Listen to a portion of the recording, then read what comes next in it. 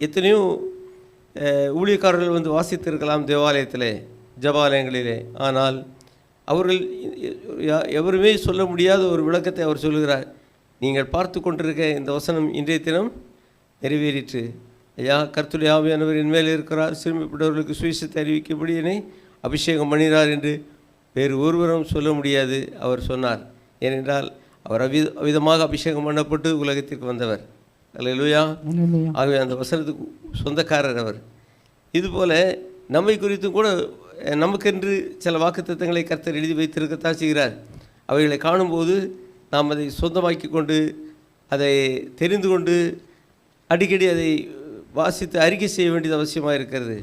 ஆண்டவர் தன்னை குறித்து சொல்லப்பட்ட அந்த வார்த்தையை கண்டபோது அதை சொல்லி காண்பித்தார். இது என்னை குறித்து இந்த இடத்துல விதமாக சொல்லியிருக்கிறது. இந்த தினம் இந்த வார்த்தை நிறைவேறிற்று.